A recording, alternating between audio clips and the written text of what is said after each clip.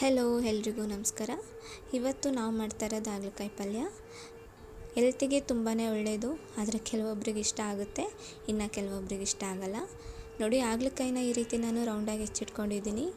ಹಾಗೆ ಪಲ್ಯಕ್ಕೆ ಈರುಳ್ಳಿ, ಟೊಮೆಟೊ, ಹಸಿಮೆಣಸಿನ್ಕಾಯಿನ ಹೆಚ್ಚಿಟ್ಕೊಂಡು ಒಗ್ಗರಣೆಗೆ ಕರಿಬೇವು ಸೊಪ್ಪು ಕೂಡ ಎತ್ತಿಟ್ಕೊಂಡಿದ್ದೀನಿ. ಒಂದು ಬಾಣಲಿಗೆ ಎಣ್ಣೆ ಹಾಕ್ಕೊಂಡು ಸಾಸಿವೆ, ಜೀರಿಗೆ, ಕರಿಬೇವು ಸೊಪ್ಪು ಹಾಕ್ಕೊಂಡು ಒಗ್ಗರಣೆ ಮಾಡ್ಕೊಳ್ಳಿ.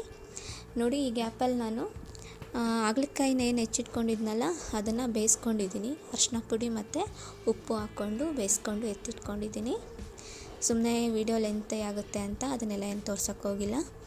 ನೋಡಿ, ಈ ರೀತಿ ಒಗ್ಗರಣೆ ಹಾಕ್ಕೊಂಡಿದ್ದಾದಮೇಲೆ ಹಸಿಮೆಣ್ಸಿನ್ಕಾಯಿ ಹಾಕ್ಕೊಳ್ಳಿ. ನಾವು ಖಾರದ ಪುಡಿ ಕೂಡ ಉಪಯೋಗಿಸ್ತೀವಿ, ಆದ್ದರಿಂದ ಟೇಸ್ಟಿಗೋಸ್ಕರ ಅಷ್ಟೇ ಒಂದೆರಡು ಮೂರು ಹೆಚ್ಚು ಹಾಕ್ಕೊಳ್ಳಿ ಸಾಕು. ಅದಾದಮೇಲೆ ಈರುಳ್ಳಿ ಹಾಕ್ಕೊಳ್ಳಿ. ಈರುಳ್ಳಿ ಹಾಕ್ಕೊಂಡು ನೀಟಾಗಿ ಬಾಡಿಸ್ಕೊಳ್ಳಿ. ನೋಡಿ, ಹಾಗಲಕಾಯಿ ಪಲ್ಯ ಈ ರೀತಿ ಮಾಡೋದ್ರಿಂದ ನಿಜವಾಗ್ಲೂ ಒಂದೇ ಒಂಚೂರು ಕೂಡ ಕಹಿ ಬರೋದಿಲ್ಲ. ಒಂದು ಸರ್ತಿ ಮನೇಲಿ ಟ್ರೈ ಮಾಡಿ. ಇದಕ್ಕೆ ಹುಳಿ ಅಂಶ ಒಂದು ಸ್ವಲ್ಪ ಜಾಸ್ತಿ ಬೇಕಾಗುತ್ತೆ ಅಷ್ಟೇ. ಟೊಮೊಟೊ ಹಾಕ್ಕೊಬೇಕಾಗುತ್ತೆ, ಹಾಗೆ ನಾವು ಹುಣಸೆಹಣ್ಣಿನ ರಸ ಕೂಡ ಉಪಯೋಗಿಸ್ಕೋಬೇಕಾಗುತ್ತೆ. ನೋಡಿ, ಇಲ್ಲಿ ಟೊಮೊಟೊ ಹಾಕ್ಕೊಂಡು ನಾನು ನೀಟಾಗಿ ಬಾಡಿಸ್ಕೊಂಡು ಟೊಮೊಟೊ ಎಲ್ಲ ಬೇಯೋವರೆಗೂ ಕೂಡ ಬೇಯಿಸ್ಕೊಬೇಕಾಗುತ್ತೆ. ಈ ರೀತಿ ಬೇಯಿಸ್ಕೊಂಡಿದ್ದಾದಮೇಲೆ ನಾವು ಹಾಗಲಕಾಯಿ ಏನು ಬೇಯಿಸಿ ಎತ್ತಿಟ್ಕೊಂಡಿದ್ವಲ್ಲ, ನೋಡಿ, ಅರಿಶಿನ ಪುಡಿ ಉಪ್ಪು ಹಾಕಿ ನಾನು ಆಗಲೇ ಬೇಯಿಸಿ ಎತ್ತಿಟ್ಕೊಂಡಿದ್ದೆ. ಅದನ್ನು ಹಾಕ್ಕೊಂಡು ನೀಟಾಗಿ ಮಿಕ್ಸ್ ಮಾಡ್ಕೊಳ್ಳಿ. ಮಿಕ್ಸ್ ಮಾಡ್ಕೊಂಡಿದ್ದಾದಮೇಲೆ ಈಗ ಹುಣಸೆಹಣ್ಣಿನ ರಸನ ಹಾಕ್ಕೊಬೇಕಾಗುತ್ತೆ. ನೋಡಿ, ಹುಣಸೆಹಣ್ಣಿನ ರಸನ ನಿಮಗೆ ಎಷ್ಟು ಬೇಕೋ ಅಷ್ಟು ಹಾಕ್ಕೊಳ್ಳಿ. ಹುಳಿ ಜಾಸ್ತಿ ಬೇಕು ಅನ್ನೋದಾದರೆ ಇನ್ನೊಂಚೂರು ಜಾಸ್ತಿ ಹಾಕ್ಕೊಳ್ಳಿ, ಇಲ್ಲ ಸಾಕು ಅನ್ನೋದಾದರೆ ಇಷ್ಟು ಸಾಕಾಗುತ್ತೆ. ನೋಡಿ, ಈ ರೀತಿ ಎಲ್ಲ ಹಾಕ್ಕೊಂಡು ಮಿಕ್ಸ್ ಕೊಟ್ಟಿದ್ದಾದಮೇಲೆ ನಾನಿವತ್ತು ಮಾಡ್ತಿರೋದು ಹುಡಿಯಾಗಿ ಮಾಡ್ತಾಯಿಲ್ಲ, ಸ್ವಲ್ಪ ಗ್ರೇವಿ ಬರಲಿ ಅನ್ನೋ ರೀತಿಲಿ ಮಾಡ್ಕೊತಾ ಇದ್ದೀನಿ. ಸೊ ಅದಕ್ಕೋಸ್ಕರ ಒಂಚೂರು ನೀರನ್ನ, ಒಂದು ಅರ್ಧ ಲೋಟದಷ್ಟು ನೀರನ್ನ ಆ್ಯಡ್ ಮಾಡಿದ್ದೀನಿ. ಆ್ಯಡ್ ಮಾಡಿದ್ದಾದಮೇಲೆ ನಾನು ಸ್ಪೈಸಸ್ ಎಲ್ಲ ಹಾಕ್ಕೊತಾ ಇದ್ದೀನಿ. ಖಾರದ ಪುಡಿ ಒಂದು 3/4 ಸ್ಪೂನ್ನಷ್ಟು, ಹಾಗೆ ಧನಿಯಾ ಪುಡಿ ಹಾಕ್ಕೊಂಡು ನೀಟಾಗಿ ಮಿಕ್ಸ್ ಮಾಡ್ಕೊಳ್ಳಿ. ನೀಟಾಗಿ ಮಿಕ್ಸ್ ಮಾಡಿಕೊಂಡು ಅದನ್ನು ಒಂದು ಸ್ವಲ್ಪ ಹೊತ್ತು ಬೇಯೋದಕ್ಕೆ ಬಿಟ್ಬಿಡಬೇಕಾಗುತ್ತೆ. ಅದು ನೀಟಾಗಿ ಹೊಂದ್ಕೊಬೇಕು. ಅದು ಕೂಡ ಖಾರದ ಪುಡಿ, ಧನಿಯಾ ಪುಡಿ ಹಾಕಿರೋದ್ರಿಂದ ಅದರದ್ದು ಕೂಡ ಸ್ವಲ್ಪ ಹಸಿ ಸ್ಮೆಲ್ ಇರುತ್ತೆ.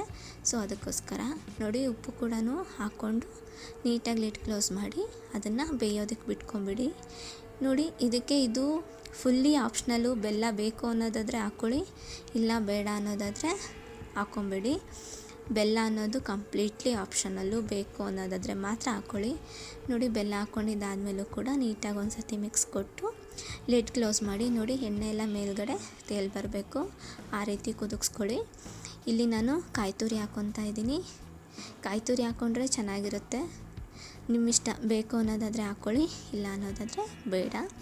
ಕಾಯಿ ತುರಿ ಹಾಕ್ಕೊಂಡು ಮಿಕ್ಸ್ ಕೊಟ್ಟು ನಾವೇನು ಕೊತ್ತಂಬರಿ ಸೊಪ್ಪು ಹೆಚ್ಚಿಟ್ಕೊಂಡಿದ್ವಲ್ಲ ಅದನ್ನು ಕೂಡ ಹಾಕ್ಕೊಂಡು ನೀಟಾಗಿ ಮಿಕ್ಸ್ ಮಾಡ್ಕೊಳ್ಳಿ. ಇಷ್ಟೇ, ತುಂಬ ಸಿಂಪಲ್ಲಾಗಿ ಹಾಗಲಕಾಯಿ ಪಲ್ಯ ಮಾಡ್ಕೊಬೋದು. ನೋಡಿ, ಇನ್ನೂ ಒಂದು ಸ್ವಲ್ಪ ಗ್ರೇವಿ ರೀತಿ ಬೇಕು ಅನ್ನೋದಾದರೆ ನೀರು ಆ್ಯಡ್ ಮಾಡ್ಕೊಳ್ಳಿ, ಇಲ್ಲ ಅನ್ನೋದಾದರೆ ಇಷ್ಟೇ ಸಾಕು.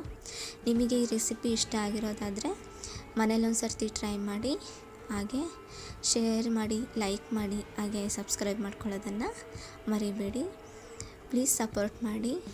ನೋಡಿ, ಇಷ್ಟೇ, ತುಂಬ ಸಿಂಪಲ್ಲಾಗಿ ಮಾಡ್ಕೊಬೋದು. ಮನೇಲಿ ಒಂದು ಸರ್ತಿ ಟ್ರೈ ಮಾಡಿ. Thank you.